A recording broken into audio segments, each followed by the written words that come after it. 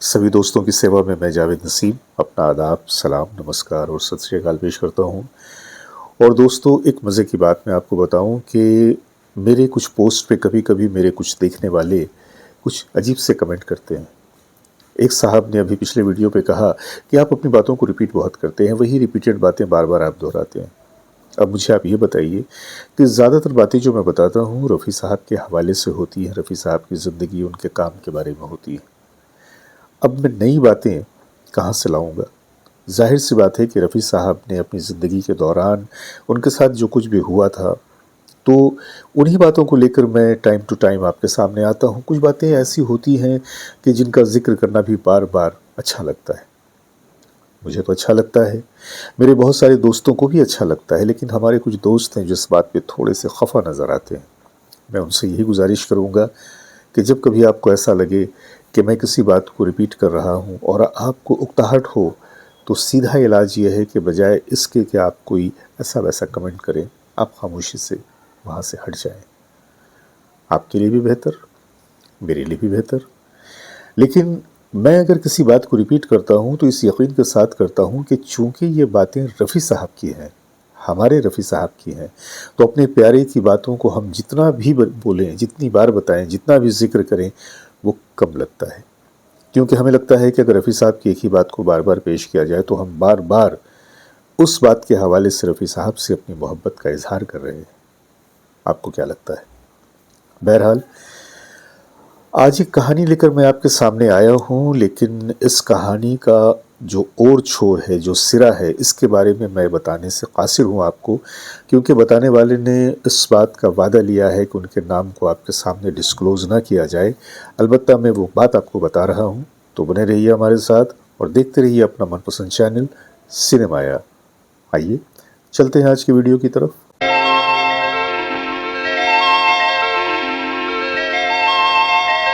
आज मैं एक ऐसे साजिंदे की बात करूंगा कि जिन्होंने फिल्म इंडस्ट्री के बेहतरीन और बड़े गुलकारों के साथ काफ़ी काम किया। ये तबला नवाज़ थे, बहुत ही अच्छी उनकी तबला नवाज़ी थी और इसी वजह से उन्हें अक्सर व बेशतर बुलाया जाता था तबले बजाने के लिए। रफ़ी साहब के साथ भी उन्होंने काफ़ी काम किया, किशोर कुमार साहब के साथ, लता जी के साथ, मन्ना डे जी के साथ।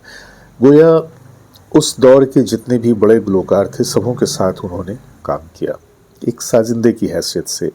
और आप जानते हैं कि हमारी इंडस्ट्री में जब तक कि कोई एक मकाम तक, आला मकाम तक ना पहुँचे, उस बेचारे का कोई ज़िक्र नहीं आता, कोई नाम नहीं आता। और ये जो साजिंदे हैं, इन साजिंदों की वजह से ही कोई कंपोज़र अपनी धुनों को ज़िंदगी देता है। अगर ये साजिंदे ना हों तो फिर वो कंपोज़र शायद अपनी चीज़ों को उस तरीक़े से पेश न कर पाए जैसा वो चाहते हैं।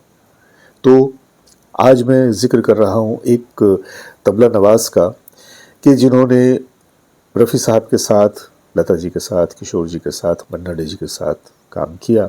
अक्सर व बेशतर वो काम करते थे।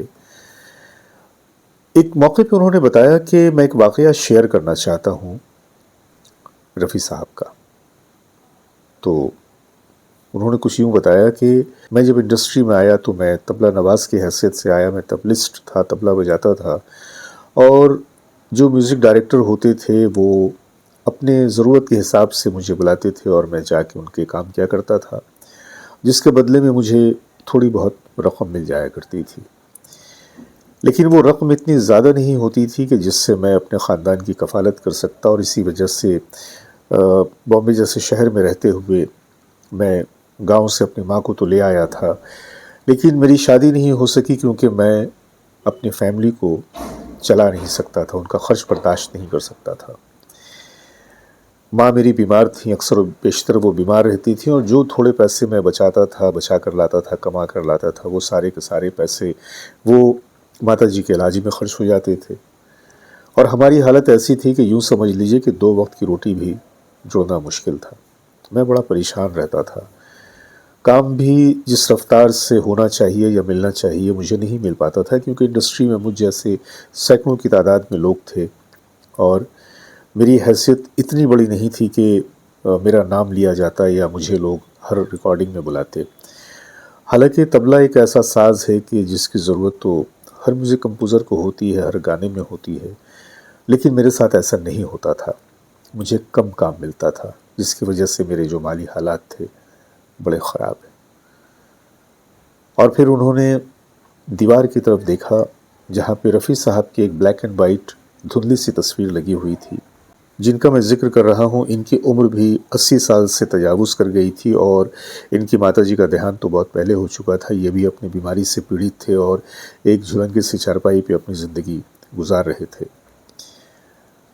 اس تصویر کی طرف دیکھتے ہوئے، جو رفیع صاحب کی دیوار پہ لگی ہوئی تصویر تھی، انہوں نے کہا کہ یہ بھگوان کی تصویر ہے۔ میرے ساتھ ایسا ہوا کہ 5 جولائی 1978 کو میرے پاس میں ایک منی آرڈر آیا۔ جب میں نے منی آرڈر کھول کر دیکھا تو اس میں 200 روپے رکھے ہوئے تھے، لیکن بھیجنے والے کا کوئی نام پتہ ٹھکانہ نہیں تھا۔ مجھے ایسا لگا کہ شاید یہ بھگوان کی طرف سے ایک مدد ہے، اور پھر ایسا ہوا کہ ہر مہینے میرے پاس 5 تاریخ کو منی آرڈر آنے لگا۔ ہر مہینے 200 روپے میرے پاس آتے تھے، اور میں اسے بھگوان کی دین سمجھ رہا تھا، کیونکہ دینے والے کا کوئی نام پتہ اس میں کبھی بھی نہیں ہوتا تھا۔ یہ سلسلہ چلتا رہا، یہاں تک کہ ایسا ہوا کہ اچانک وہ سلسلہ بند ہو گیا۔ جولائی کا مہینہ گزرا تو جولائی میں تو پیسے آ گئے، لیکن جب اگست آیا تو اگست کے مہینے پیسے نہیں آئے، ستمبر کے مہینے بھی پیسے نہیں آئے۔ 2 مہینے بیت گئے اور میری حالت جو تھی وہ بڑی خراب ہونے لگی، کیونکہ مجھے بھگوان کی دین سمجھ کر یا بھگوان کا وردان سمجھ کر ہی صحیح، لیکن مجھے ایک آس سی رہنے لگی تھی کہ مہینے کی 5 تاریخ کو وہ پیسے آئیں گے، وہ منی آرڈر آئے گا، لیکن وہ 2 مہینے نہیں آئے۔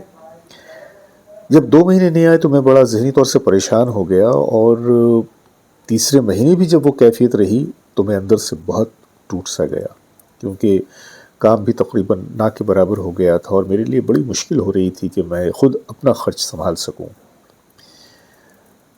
ایسے ہی ایک روز بات چیت کے دوران کچھ لوگ انڈسٹری کے تھے، اور میں اس بات کا ہی رونا رو رہا تھا، شکوہ کر رہا تھا کہ کام بالکل نہیں ہے، اور جھگی کا کرایہ ہے، دوسرے اخراجات ہیں، اس پر سے دوا دارو ہے، سمجھ میں نہیں آتا کیا کروں۔